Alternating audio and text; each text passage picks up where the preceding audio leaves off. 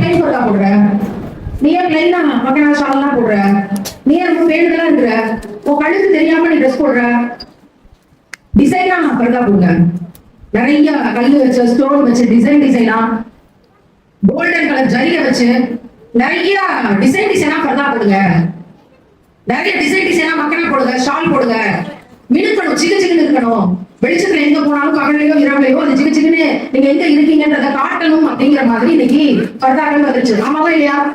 எல்லாரும் உங்க பர்தாவை செக் பண்ணுங்க. உங்க பர்தால ஜரிகை இல்லையா, ஸ்டோன் இல்லையா, எம்ப்ராய்டரி இல்லையா, சின்ன எதுவும் உங்க மக்களால ஷால்ல ஒட்டி இருக்கா இல்லையா அப்படியே பாருங்களேன். நீங்களே செக் பண்ணுங்க. இங்க இருந்து பார்க்கும்போது எனக்கு நிறைய சின்ன தெரியும். ஏன் எப்படி மாறுச்சு? நம்ம போட்டிருக்க சுடிதார், பாவாடை தாவணி, சேலை என்ன உடை உடுத்தி இருந்தாலும் அது நம்மளுடைய பாடி ஸ்ட்ரக்சரை காட்டும். எனவே மேல ஒரு லூசான துணியை நம்ம போட்டுக்கிட்டோம்னா நம்மளுடைய உடல் அமைப்பு யாருக்கும் தெரியாது. எதுதான் அப்படி வர ஆண்களும் பாதுகாப்புக்கு, நமக்கும் பாதுகாப்புக்கு, ரெண்டு பேருக்கும். இன்னைக்கு என்ன சொல்லிட்டாங்க அப்படின்னா, நீங்க பர்தாவை போட தேவையில்லை, நீங்க போடுற ட்ரெஸ்ஸே லூசா போட்டுக்கோங்க. அப்படி ஒரு நாள் போட முடியாது. நீங்க போடுற ட்ரெஸ்ஸ லூசா போட்டு போயிட முடியுமானா முடியாது. நீங்க எந்த உடை அணிந்திருந்தாலும் அதுக்கு மேல ஒரு துணியை நம்ம போத்தி கொண்டாக வேண்டும். பெரியவங்க அந்த காலத்துல துப்பட்டின்னு ஒரு வெள்ளை கலர் துணியை போத்திட்டு தான் வெளியே போவாங்க வருவாங்களாம். அதுக்கப்புறம் கொஞ்ச நாள் கழிச்சு பர்தாங்கிற ஒரு விஷயம் சில நாடுகளை பார்த்து நம்ம கத்துக்கிட்டோம். இந்த பர்தா ஈஸியா இருக்கு, போட்டுக்கிறதுக்கு, வச்சுக்கிறதுக்கு, துவைக்கிறதுக்கு ஈஸியா இருக்கு. அதனால எங்க போனாலும் பர்தா எடுத்து மாட்டிட்டு போனோமா வந்தோமா.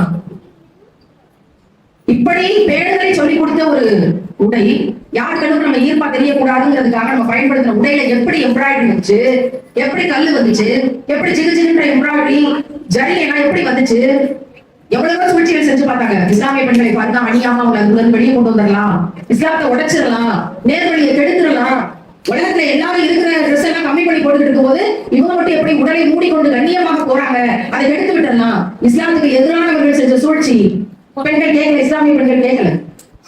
எப்படி இருந்தாலும் முன்ன பின்ன அவங்க பர்தா இல்லாம போறது இல்ல, ஹிஜாப் இல்லாம போறது இல்ல. சொல்லி பார்த்தாங்க, கேட்கல. கடைசியில் அணிந்திருந்த பர்தாவையே ஜிகுன்னு எம்ப்ராய்டரி பர்தா, ஆரி ஒர்க் பர்தா, ஜரி ஒர்க் பர்தா, பார்ட்டி வேர் பர்தா, ஆரி ஒர்க்னு மக்கனா ஷால் வரைக்கும் எல்லாத்துலயும் ஜிகுன்னு போட்டு பண்ண ஆரம்பிச்சாங்க. அதனால இந்த சின்ன பிள்ளைகளுக்கு ஷால் போடணுமா? எத்தனை வயசுல இருந்து தலைக்கு துணி போடணும்னு சொல்ல பார்ப்போம். 7 வயசு தொழுகை, 7 வயசுல இருந்து தொழுக போறாங்க பிள்ளைகள். இந்த 7 வயசுல சின்ன பிள்ளைகள் எதுக்கு மக்களா போட்டுருக்காங்க, தலைக்கு துணி போட்டுருக்காங்க. அது ஒரு ட்ரெண்ட் ஆயிடுச்சு, அது ஒரு அடையாளம். சின்ன வயசுல இருந்தே பழக்கப்படுத்துறோமா. சும்மா கூட இருந்தாலும் இந்த பிள்ளை ஒழுக்கமா வந்துருக்கும். ஆனா சின்ன பிள்ளைகளை போட்டிருக்க அந்த மக்களாலாம் பாருங்க, எல்லாம் கல்லு வச்சு ஜிகுன்னு. எந்த ஊர்ல சொல்லி கொடுத்தாங்க மக்களாவை கல்லு வச்சு போடுங்கன்னு? சின்ன வயசுல இருந்தே பிள்ளைகளுக்குள் இருக்கிற ஈமானிய வெளிச்சத்தை எடுக்கக்கூடிய சூழ்ச்சிக்காரர்களின் சதி திட்டம் இந்த ஆரி ஒர்க் பர்தாவும் ஆரி ஒர்க் மக்களா ஷால்ஸ். அப்ப இங்க நம்ம இவ்வளவு பேர் இதை பயன்படுத்துறோமே, பாக்குறவங்களுக்கு வெளிச்சமா ஜிகுன்னு தெரியுமா? நைட் வெளிச்சத்துல ஆமா, பகல் வெளிச்சத்துல டால் அடிக்குமா? ஆமா. அப்ப என்ன செய்யறது? இன்னையில இருந்து மாத்திக்கிறது. யாரெல்லாம் நாங்கள் அறியாமல் இவற்றை பயன்படுத்தி விட்டோம், இன்றிலிருந்து இதை தனி துணிக்கு போடுறோம்னு போட்டுட்டு பிளைன் பர்தா, பிளைன் வாங்கினா அந்த லூசா போடக்கூடிய விஷயமாக நம்மள சீர்திருத்தி மாத்திக்குவோம். விஷயம் என்ன சொல்றீங்க? என்னமா சத்தமா சொல்லலாமா? நாங்களும் இப்படிதான் இருந்தோம், இதை விட மோசமா இருந்தோம். 5 ஆண்டுகளுக்கு முன்னாடி தெரிஞ்சது இதனுடைய மகிமை. எந்த பிளவுஸுக்கும் நான் டிசைனர் பிளவுஸ் தைக்க தேவையில்லை, மேட்சிங் பிளவுஸ் எடுக்க தேவையில்லை, கடைக்கடையா ஏறி இறங்க தேவையில்லை. நான் கழுத்துல என்ன நகை போட்டிருக்கேன்னு உங்களுக்கு தெரியுமா? தெரியாது. காதுல என்ன சிமிக்கி போட்டிருக்கேன்னு உங்களுக்கு தெரியுமா? தெரியாது. பிறருக்கு அது அழகாக தெரியணுங்கிறதுக்காக பெண்கள் நகை போடுறது. எத்தனை தடவை நம்ம எல்லாம் கண்ணாடியை பார்த்து அழகா என் காது சிமிக்கி போட்டோம்னா எவ்வளவு அழகா இருக்கு. எத்தனை தடவை கண்ணாடி பார்ப்போம்? மிஞ்சி போனா 5 தடவை 10 தடவை. மற்றவர்களுக்கு நாம் லட்சணமா தெரியணும் அல்லது கௌரவத்துக்கு தெரியணுங்கிறதுக்காக இந்த நகைகள். எனக்கு அது அவசியப்படல, இறைவனுடைய உள்ளத்தை கழுவி எடுக்கிறான். ஆனா நீங்க அதெல்லாம் போடுங்க. ஒரே ஒரு தோடு, ஒரு வளையல், ஒரு செயின், ஒரு மோதிரம் போதுமா இல்லையா? இதெல்லாம் 8 பொருளுக்குள்ள வாங்கிடலாம். தங்கத்தை விட்டுக் கொடுங்கள் அப்படின்னா இப்ராஹிம் நபி பிள்ளையை விட்டு கொடுக்க துணிஞ்சாங்க. நம்ம பிள்ளை கூட விட்டு கொடுத்தாலும் விட்டுருவோம், தங்கத்தை விட்டு கொடுத்து இன்றைக்கு துணிவோமான்னு தெரியல. அப்படி மனநிலையில மனித மனங்கள் நிறைய மாறிடுச்சு. ஏன்னா ஒரு பவுன் தங்கம் 1.5 லட்சம். 1.5 லட்சம் இருக்கும்போது எப்படி நான் தங்கத்தை கொடுப்பேன்? வாங்க முடியுமா? இப்ப உங்கள்கிட்ட ஒரு பவுனை நான் கட்டி கொடுத்துட்டு போனா நாளைக்கு வாங்க முடியுமா? நீங்க அந்த ஒரு பவுனை ஏழைகளுக்காக உதவிகளுக்காக கொடுத்தது உண்மை அப்படின்னா 700 நான் தருவேன். அல்லாஹ் குர்ஆன்ல சொல்றான். யார் அல்லாஹ்வின் பாதையில் அல்லாஹ் கொடுத்ததை அல்லாஹ்வின் பாதையில் யார் தராங்களோ, ஒரு நெல்மணி போட்டா எப்படி அது 700 பெருகி வருமோ அதே போல அது பெருகி கொடுக்கப்படும்னு அல்லாஹ் சொல்றான் குர்ஆன்ல. இதன் மீது நம்பிக்கை கொண்டவர்கள் மரணிக்கிற வரைக்கும் கொடுத்துட்டே இருக்கலாம். நல்லா கொடுத்துட்டே இருப்பான். குறையாது குறையாது. ஒரு காலத்துல அனாதை இல்லத்துல இடம் கிடைக்குமா என்று தேடியவர்கள் நான் எனக்கு இடத்தை. ஆனா இன்றைக்கு ஆயிரக்கணக்கான அனாதைகளுக்காக வேலை செய்கிற பாக்கியத்தை இறைவன் எங்களுக்கு அதுதான். 100 விதவைகளுடைய குடும்பங்களை தேர்ந்தெடுத்து மாதந்தோறும் 5000 ரூபாய் பெருமானங்களை வணிக திட்டம் கொடுத்து அனுப்பிட்டு இருக்கோம். எந்த இருந்து கொடுக்கல, என் வழியாக இறைவன் தரும். 250 தகப்பன் இல்லாத குழந்தைகள் படிக்கிறார்கள், நல்லா சாப்பிடுறாங்க. ஒரு வேலைக்கு இத்தனை நாள் சாப்பாட்டுக்கு கஷ்டப்பட்டு இருந்த பிள்ளைங்க, ஒரு வேலை சாப்பிட்ட பிள்ளைங்க, 1.5 வேலை சாப்பிட்ட பிள்ளைங்க, எப்படி இறைவன் அந்த பாக்கியத்தை தந்தா பாத்தீங்களா? நான் கொஞ்சம் தான் அவங்களோட பாதையில கொடுத்தேன். ஆனா இறைவன் நம்மை கொண்டு இன்ட்டு 700 இன்ட்டு 7,000 எத்தனாயிரம் மடங்கு திருப்பி கொடுக்குறான்னு தெரியாத அளவுக்கு திருப்பி கொடுத்துருக்கணும். இது உண்மையா? இது நடக்குமான்னு கேட்டா நிச்சயமாக நடக்கும். என்னுடைய வாழ்க்கையை நான் விட்னஸ் ஆகிறேன். என் வாழ்க்கையில் நடக்குது, நடந்து கொண்டு இருக்குது. எனவே நான் உங்களுக்கு அதை ரெக்கமெண்ட் பண்ண கடமைப்பட்டிருக்கேன். சிறப்பா தான தர்மம் செய்யுங்க. நான் இஸ்லாத்துக்கு வர்றதுக்கு 5 வருஷத்துக்கு முன்னாடி திருக்குறானை தமிழில் படித்த போது நரகத்துல நடுவில் ஒருத்தர் எரிச்சிட்டு இருக்கான். என்ன காரணம்னு கேட்டப்ப, இந்த பூமியில் நான் நல்லா வாழும் போது ஏழைகளுக்கு உணவு கொடுக்கல, உணவு கொடுக்க சொல்லி தூண்டல அப்படின்னு சொல்றாங்க. இப்ப ஏழைகளுக்கு உணவு கொடுப்பது என்பது நரக நெருப்பிலிருந்து நம்மை பாதுகாக்கும் அப்படின்னு நான் தெரிஞ்ச பிறகு அன்றைக்கு இந்த பசியாற்றும் திட்டத்தை தொடங்கினேன். அதை என்னுடைய சோசியல் மீடியாவில் பதிவு செஞ்சு எல்லாரையும் அந்த வேலைக்கு தூண்டினேன். இன்னைக்கு 140 ஊர்கள்ல பெண்கள் பொறுப்பேற்று இந்த பசியாற்றும் திட்டத்தை தொடங்கி செஞ்சுட்டு இருக்காங்க. ஒவ்வொரு வாரமும் 5000 பேருக்கு உணவு கொடுக்கப்படுது. ஒரு மாதத்திற்கு கிட்டத்தட்ட குறைஞ்சது 20,000 பேருக்கு உணவு கொடுக்கப்படுது. ஒரு வருஷத்துக்கு 2.5 லட்சம் பேருக்கு உணவு கொடுக்கக்கூடிய பணியை இஸ்லாமிய பெண்கள் சேர்ந்து செஞ்சுட்டு இருக்காங்க. இது நம்ம எடுத்த சின்ன இனிஷியேட்டிவ். நான் தனியா உணவு சமைக்க ஆரம்பிச்சு 50 பேருக்கு சோறு கொடுக்கும் போது 5 வருஷத்துக்கு முன்னாடி எனக்கு தெரியாது நம்ம 5 லட்சம் பேருக்கு உணவு கொடுக்குற பணியை செய்ய போறோம் அப்படின்னு. இவ்வளவு பெரிய திட்டத்தை வச்சுக்கலாம் பாத்தீங்களா? அதனால குரானை படிச்சோம், கடந்து போனோம், ரொம்ப அழகா ஓதணும். உலகத்துல பெரிய காரி அப்படிங்கிறதெல்லாம் தாண்டி குரான் எப்படி நம்ம வாழ்க்கையை செயல்படுத்தணும். இந்த நபர் குரான் ஓதிருக்காங்க, குரான் வாசிக்க தெரியும், குரான் படிச்சிருக்காங்க, குரானுக்கு பொருள் தெரிஞ்சுட்டாங்க. ஒவ்வொருத்தரையும் காமிச்சு இந்த ஆயத்து நடந்து போறாங்க பாருங்க. நடமாடும் ஆயத்துக்கள் அப்படின்னு சொல்லக்கூடிய வாழ்க்கையை வாழணும் அப்படிங்கிறது மார்க்க அறிஞர்களுடைய கருத்து. சகாக்கள் அப்படிதான் வாழ்ந்தாங்க. ஒருத்தர் ஏழை கொண்டு கொடுத்தார், ஒருத்தர் நோயாளியை விசாரிச்சார், ஒருத்தர் தான தர்மம் செய்தார், ஒருத்தர் சொத்துக்களை எல்லாத்தையும் அல்லாஹ் ரசூலுல்லாஹ் எழுதி கொடுத்தார், ஒருத்தர் ஹிஜ்ரத் செஞ்சு குடும்பத்தை எல்லாம் விட்டுட்டு வந்தார். அல்லாஹ்வின் பாதையில போரிட்டாங்க. ஒவ்வொருத்தரும் ஒரு நடமாடும் குரான் ஆயத்தாக வாழ்ந்தார்கள்.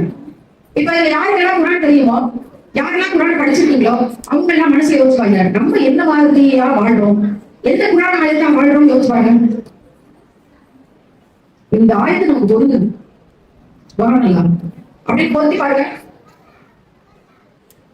குரானை நேசிக்கக்கூடிய உள்ளங்கள் முஸ்லிம்களுடைய உள்ளங்கள். கண்டிப்பாக எல்லாரும் குரான் படிங்க.